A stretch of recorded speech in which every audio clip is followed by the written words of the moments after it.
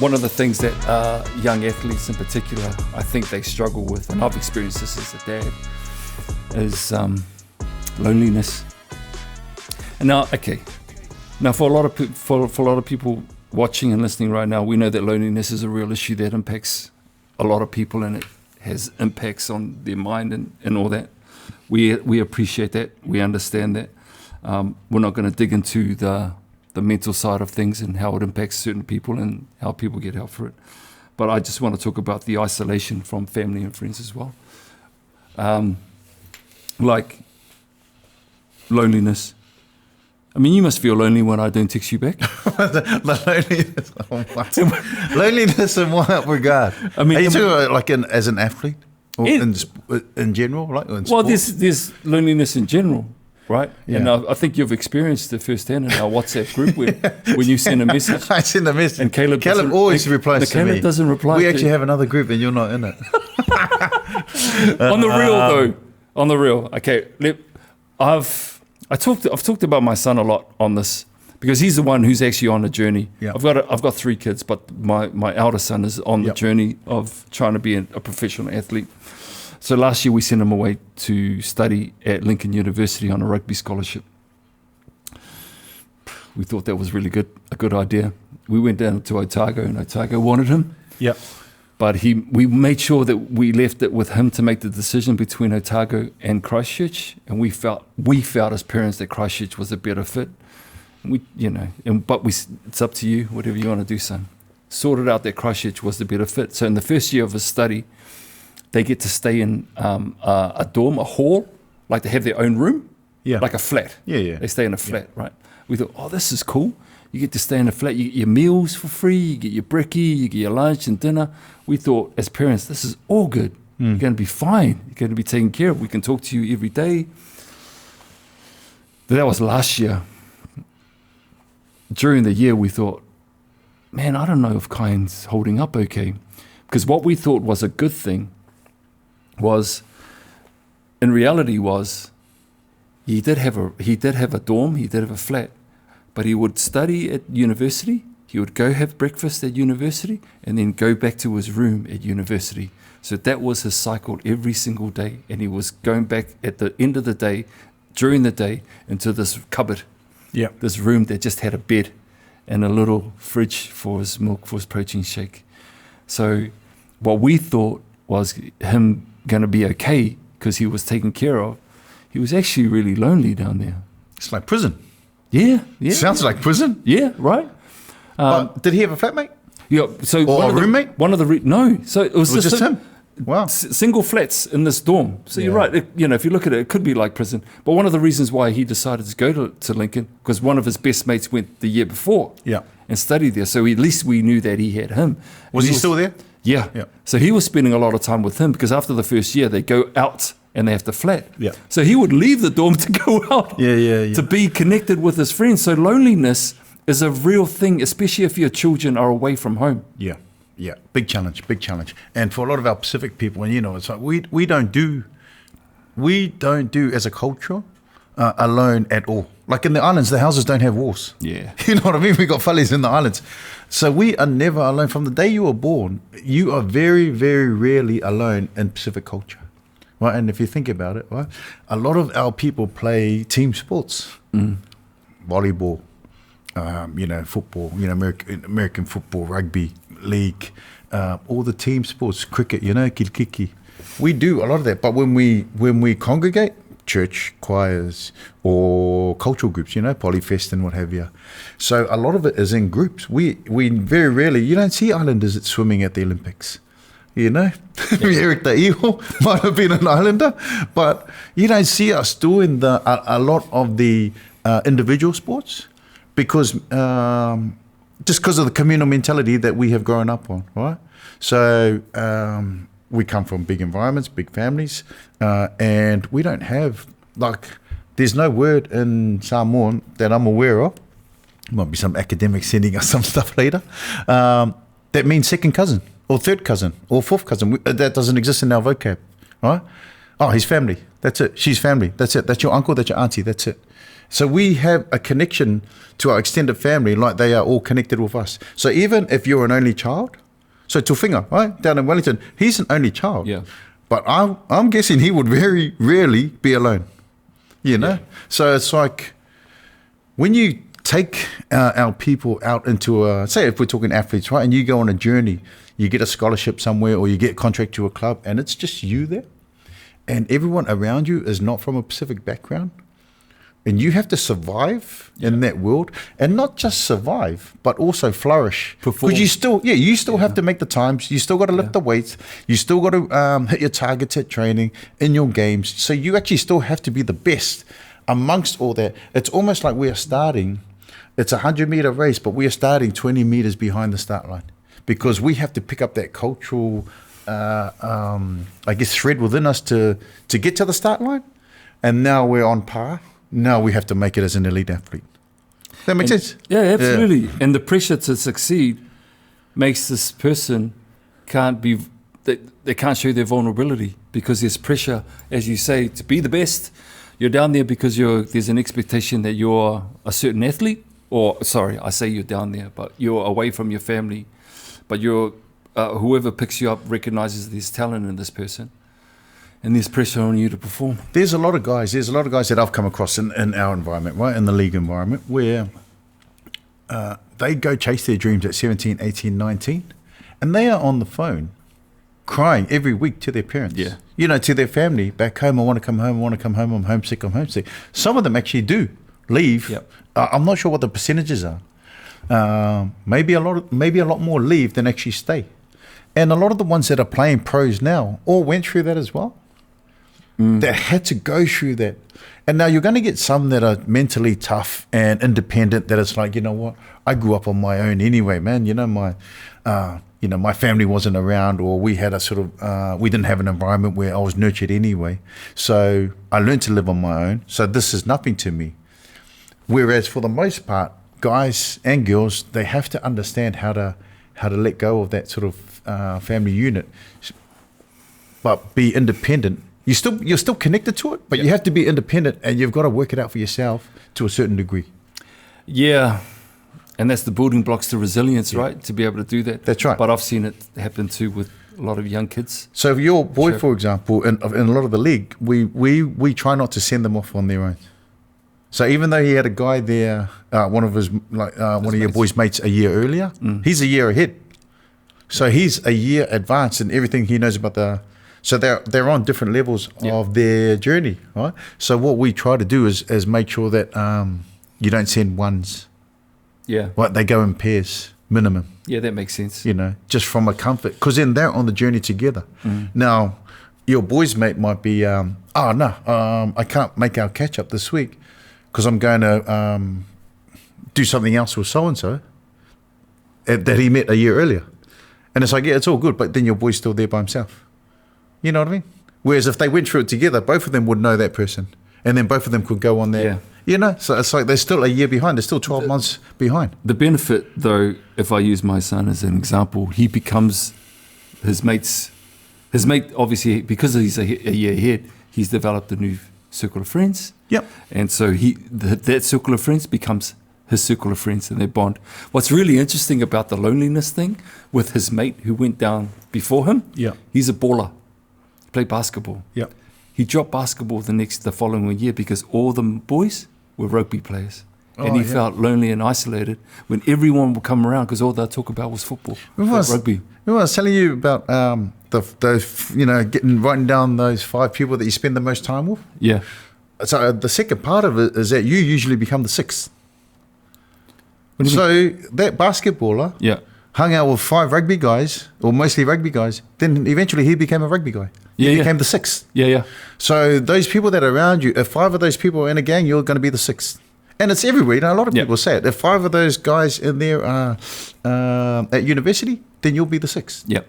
Because that's the environment you've created for yourself. Yeah. And if it's not if you don't want to be the 6th in that crew that's around you, if you identify the 5 you spend the most time with, then you have to pull back and find some people that do fit where you want to go. If you want to be an athlete, hang around athletes. But specific, maybe if you want to be a rugby player, hang around rugby people. Yeah. And they will help you train, they will help you give you knowledge along the way, help you on that journey. If you want to be a rugby player and you're hanging out with 5, alcoholics, that's probably not going to get you there. You know what I mean? Yeah. Like, because it's different worlds. Something you said earlier about us as people, we gravitate towards the team environment. Team sports. Yeah, because we're family focused is a big Yeah. part of our upbringing. Just made me think, I don't know where I got it from. Like you said, someone's going to have me up on this because it might not be right. But there's some mental well-being stats that came out that as individuals, we don't do as well with mental well-being. But as far as a family is concerned, we do better. We do better as a family with mental well-being in the ainga as opposed to the individual. I think it just lends itself to what you were just saying about us gravitating towards a family thing. That's embedded in us because we lean on each other. Yep. We need the support of people around us who look like us, who sound like us, who are us. I think that's really important. But as far as an individual who's going out to make it on their own, tools that they need to be able to survive, if they have to go away, if they have to go overseas to chase their dream. And I'm only speaking from the league environment, but one of the things, for example, that we had to, one of the big things in our environment for young guys coming into our system was, and if we're speaking tools, one of them was just having a driver's license. Yeah. You know, there's a lot of basic stuff like that, just having a driver's license, right? Now, everyone can drive, but do you have a license to drive? Because if you've got a license and you're, in the box and you, feeling a bit lonely or you're a bit sad or whatever, you can save up for car valet if you've got a car, right? Or go out and see people, right? Go and visit people outside of this world and get your fix. So a lot of our guys would end up in England, for example, right? And the boys over there set up a group where once a month they would have a big feed for everyone. Anyone who was from down under, Tongans, Samoans, Fijians, Cook Islands, whatever, right? But also the Aussies. So a lot of the Palangi boys from Oz and their families, because everyone was away from home. So they actually created their own network, community, their own family up there. That's good. Yeah, to support each other. Right now, from a well-being and a mental well-being perspective, that's awesome because they've got a crew. Because you know what happens, and we used to say to the guys, when you land in England, if you've signed with a team in England or overseas, right, as soon as you land, you've got 30 new friends, right? 35 new friends, your squad members. You're going to be with them every day, but your partner's at home by herself. So who's she connecting with, or who are they connecting with, and the kids? Because while you're out there training every day and you're meeting all these new people and you've got new friends, your partner over here is struggling, potentially. Yep. Because it's like, mate, you haven't seen this person all day. And we moved over here to be together. So little things like that. So how do you create a network to support the whole family network? Because if the whole family network is supported, then it's a lot easier for individuals to go on their journey that work for you and the unit. I really like what you said about the driver's license thing. That actually... Basic stuff. But you know what? Did your boy have a driver's license down there? Well, see, this is what we did. Because it gives him their independence. That's right. He's locked in a room by himself all the time. He can't go anywhere because he doesn't have a vehicle to drive. That's right. So we brought him a car. But I highly recommend, any parents listening right now, when you buy your child a car, just make sure it doesn't have 4 rings on it and got spelled with AUDI or BMW. But it's important because it gives them a sense of independence. That's right. That they can actually go somewhere to where a network is, or just jump in their car and be somewhere else. Yeah. So I think that's an important thing to encourage your kids who are possibly maybe thinking about moving away, chasing their dreams. Yeah, a lot of simple stuff. Not a silly idea, man. Make sure they have their driver's license. Yeah, and you know what else? It empowers them. Yeah, absolutely. Because it gives them, which means it gives them strength. Yeah. So now they've got strength to go, you know what? I got a day off today. I'm going to jump in the car and I'm going to go see so-and-so. It might be an hour drive. It might be 2 hours. Yeah. But it's their choice. So, and they're like, well, you can stay in the room and be by yourself all day. Or you can drive an hour and go and see whoever and come back. And it's like, okay, sweet. So you're still getting fulfilled. Yeah. I think which, a good thing. Yeah, which affects, not affects, but it sort of helps with that loneliness. Yeah, absolutely. Yeah. And I think clubs do it really well now. You've identified in the NRL, and I can't speak the rugby I does think do a it. lot of sports do it. They identify Yeah. that Pacific Islanders that they need people around them. So when they do set them up, they do set them up with a mini little community. Maybe there's a flat with other boys in it, like Yeah. you mentioned. There's 2 or 3 in there, and they bring them in, and it makes them feel, 1, welcome, makes Yeah. them feel 2, that they're not isolated anymore, and 3, they got shared values and they were all playing the same thing, so they're Yeah. all doing the same thing on a day in and day basis. So, you know, basis. Yeah, so for the young guys, right? Yeah. What we used to do, 16, maybe 17, 18, 19-year-olds, right? When they'd relocate, what we'd do is we would look, so say they're going to an area, they're going to Brisbane, sweet. So what we'd do is we'd help find some families in Brisbane Yeah. that had spare rooms for whatever reason, and they would become a homestay family for that kid. Yeah. But yeah. Pacific families. Yeah. So when they went there, and there was an issue at one club, I won't say which one, right, where there was an island kid there, right, and the guy rings me from the club and he goes, listen, I'm a bit concerned about this I heard guy. that about the Roosters. He's a bit quiet. It wasn't the Roosters. Sharks. But it wasn't. Broncos. It wasn't. Storm. It wasn't. Why did you go like that for Broncos? No, and you know what they said? They said, I'm a bit sort of, this young fella seems a bit off. Can you try and have a chat to him and see if you can get through to him? Anyway. So I catch up with him, have a yarn. And what happens, right? And, because he would come down. So he was with a really awesome family, right? Yeah. But he wasn't having dinner with them, right? This is the homestay. This is the homestay family, Yeah. right? And this guy from New Zealand, right? Island boy from New Zealand, Yeah. and he wasn't having dinner with them. And the homestay family rang the club rang me. So anyway, we sort of worked it out. But what was happening was the kid would come down after everyone went to sleep, and he'd make his own food and then go back to his room, eat, and crash out, right? And when I sort of spoke to him about it, one of the things he said to me was, there was food there that he had never seen before. You know what Was I it mean? not an island family? No, it was Balangi family, Aussie family. Oh. So he had never seen. So they might have, I don't know if they had couscous, Hummus. like that. I don't know, whatever it was. And so he didn't want to. But you know what? He really cared about the family, and they really looked after him really well. Yeah. But he didn't want to make them feel bad. Yeah. By not eating the food, because with us, right, and Pacific, as a cultural protocol, if someone offers you food, you have a little bit, even if you're not hungry, even if you're full to the max, because it's an exchange, right? Break bread together, that sort of stuff. But what he didn't want to do, he didn't want to go down there and offend them by not eating it. Yeah. So he would say stuff like, I'm just doing my stretches in the room, you guys start without me, and no, I'll come down later, or, I'm studying some film, or whatever it is, make up an excuse. But it came down to a simple thing where there was food that at the house that he didn't know what was, and he didn't want to eat it and make the lady feel bad, the mum feel bad. So anyway, worked it all out, So and it was all good. They got the lines of communication going, and it was all good. But off the back of, not just off the back of that, but one of the reasons we try and find Pacific families is because, there's little challenges like that you can actually, and that had been going on for months. I think maybe 2 months, maybe 3. But it's like, there's stuff that you can address and cater for before the individual arrives. Yes. Right? And it's just making sure that they start at the same spot as everyone else, right? And they get a fair go at an opportunity that everyone's trying to get in the pros. Another thing we should say to the guys, maybe some of the senior guys that would go to England, because when they get there, it's winter, right? So normally with the deal, you get a car. Right, you get a car, really. Maybe not like yours outside with some of the letters falling off, but it's like they'd get a car. So what we would say to them, give the car to your wife.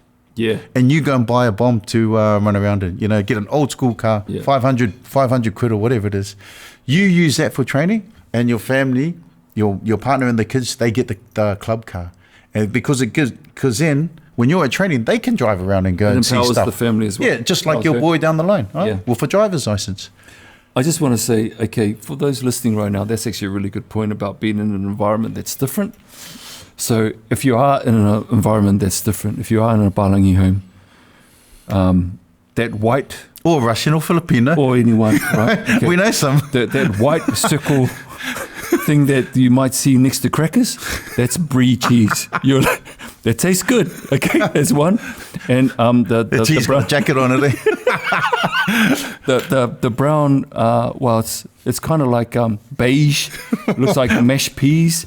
What is that? The hummus. What about the pate? Oh, the Oh, here's another one. Joe's dad, right? This is my cousin Joe Rangano, right? He knows it too, and my wife knows it because we were all there. We were at prize giving, Warriors, and it's a sit down dinner thing.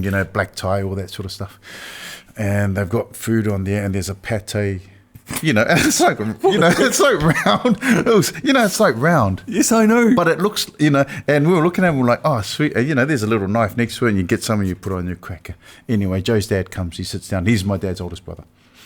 And you're like, oh, yeah, hey, these guys are right. Okay, cool. And he sees it, and he grabs it. He thinks it's a pie.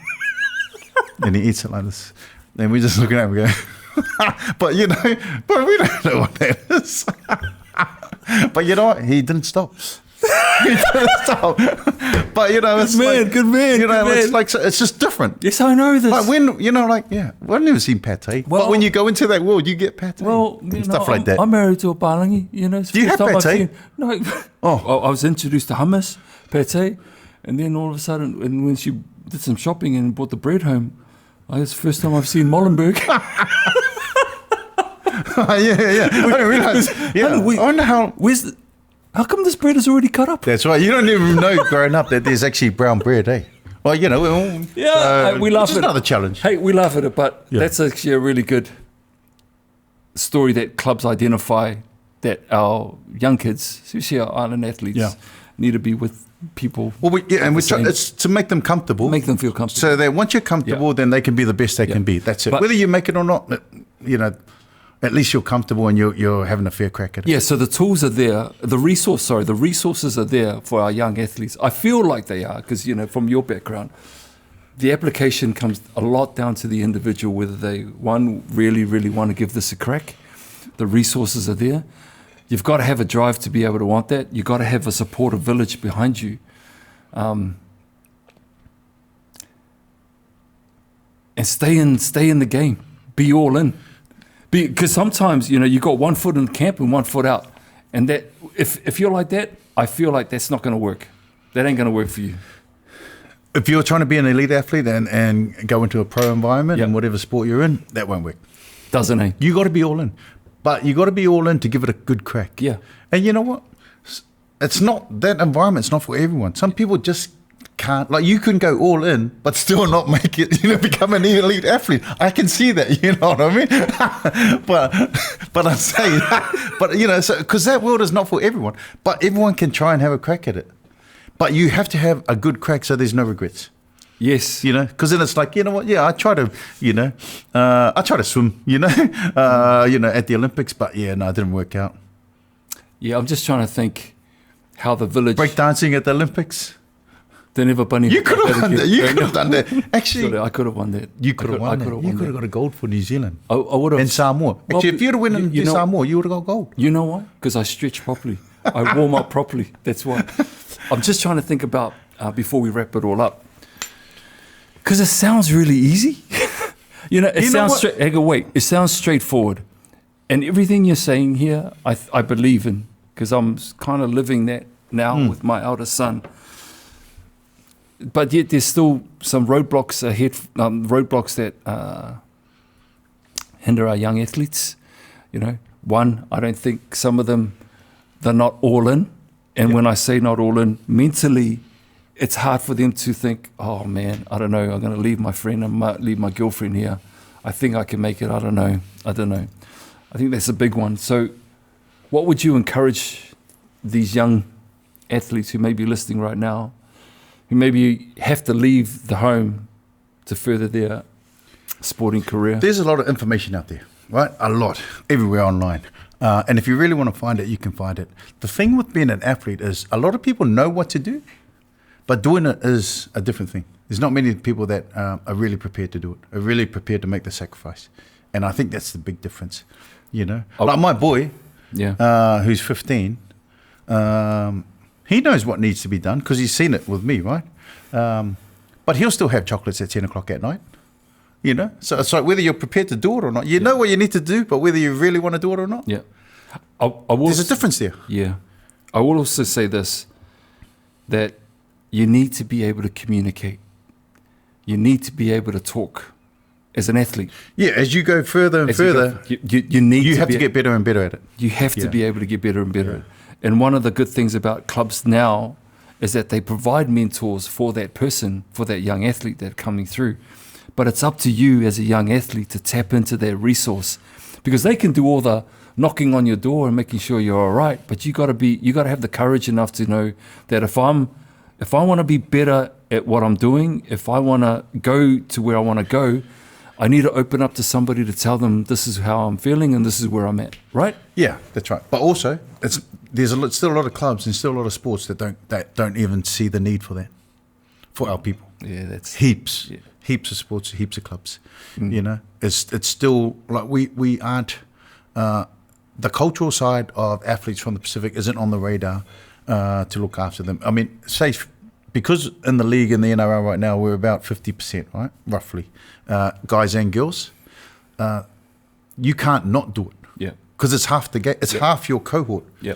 But it's rugby's similar, maybe not the same numbers, but rugby's yeah. So rugby would have a lot, yeah, right? And you'd expect rugby majority. to have those systems in place already.